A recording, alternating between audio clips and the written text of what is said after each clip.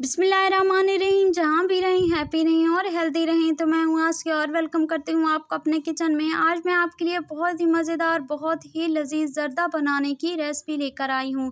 ज़र्दा आम तौर पर शादियों वगैरह या किसी भी ख़ास मौका पर बनाया जाता है, लेकिन इससे हटकर बहुत सारे लोग मीठे के बहुत ज़्यादा शौकीन होते हैं। उनका बार बार दिल करता है कुछ मीठा खाने को। यहाँ पर मैंने काफ़ी सारा खुला पानी ले लिया था। पानी हमारा गर्म हो चुका है, तो उसी स्टेज पर चावल है मेरे पास पक्की बनास्पति, जिसे मैंने 2 घंटे पहले ही भिगो के छोड़ दिया था। इसके बाद अब मेरे पास कलर है ज़र्दा कलर, ये मैं इसमें शामिल कर दूँगी। इसे हम हल्का सा मिक्स करेंगे स्पैचुला की मदद से, और उसके बाद हमने इसे तकरीबन 10 से 15 मिनट के लिए ढाँप के छोड़ देना है। और इसके बाद हम जो है इसको चेक करेंगे, और यहाँ पर इसको कवर लगा दूँगी 10 से 15 मिनट के लिए। 10 मिनट इससे कम या ज़्यादा टाइम भी लग सकता है। तो यहाँ पर हमारे जो चावल थे वो बॉयल हो चुके हैं। तो अब क्या करूँगी कि इन्हें हम हल्का सा चेक कर लेती हैं। इनमें थोड़ी सी जो है कसर रहनी चाहिए, क्योंकि फिर दम भी आएगा, वरना ये मिक्स करने के दौरान ही टूट जाएंगे। बस इसे हम जो है उतार लेंगे अब एक छन्ने में। और उसके बाद जो है मैंने एक बहुत ही खूबसूरत सा पैन ले लिया है। पैन गरम हो चुका है, तो उसी स्टेज पर 1 कप के करीब कुकिंग ऑयल है, वो मैं इसमें शामिल कर दूंगी। अगर आपके पास घी है तो वो बहुत ज़्यादा बेस्ट है, वो शामिल करें। आधे किलो के करीब यहाँ पर हम चीनी शामिल कर देंगे। 1 किलो चावल में हम आधा किलो चीनी का इस्तेमाल कर रहे हैं। अगर आपकी फैमिली ज़्यादा मीठा पसंद करती है तो आप थोड़ा सा इससे भी ज़्यादा शामिल कर सकते हैं। इसे हमने तकरीबन 5 से 7 मिनट के लिए हमने ऐसे ही इसे मीडियम टू लो फ्लेम पे हमने इसका शीरा तैयार करना है, ताकि चीनी जो है वो अच्छे तरीके से मेल्ट हो जाए ऑयल में। और यहाँ पर जो है इसे थोड़ा टाइम लगेगा। हम लो फ्लेम पे इसको जो है यहाँ पे पिघला रहे हैं चीनी को।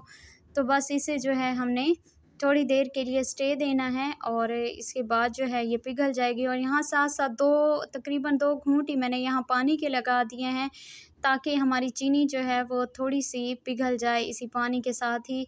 यहाँ देखें बहुत ही खूबसूरत सा जो हमारा शीरा था वो बन के तैयार हो चुका है। तो उसी स्टेज पर मेरे पास चावल हैं बॉयल किए हुए, जिसे हमने पहले बॉयल किया था, वो मैं इसमें शामिल कर दूंगी।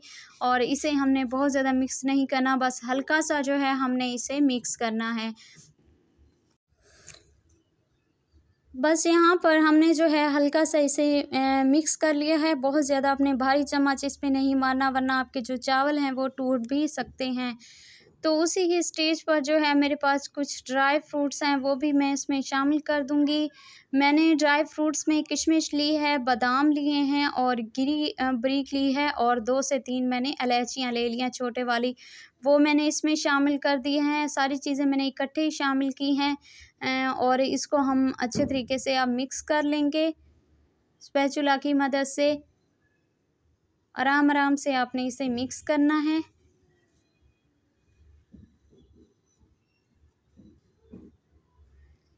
यहाँ पर हमारे जो चावल थे वो अच्छे तरीके से मिक्स हो चुके हैं। तो अब हम इसे कवर लगा देंगे 5 से 7 मिनट के लिए, ताकि अच्छा सा इसे दम आ जाए। और फिर जो है हम वापस आते हैं और इसे फिर निकालते हैं।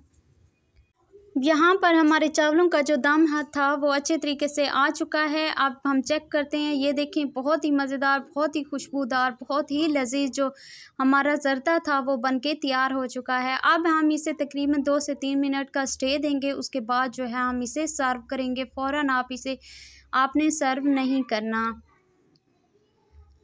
तो ये देखें यहाँ पर माशाल्लाह से बहुत ही खिले खिले से और बहुत ही मज़ेदार सा जो हमारा ज़र्दा था वो बनके तैयार हो चुका है।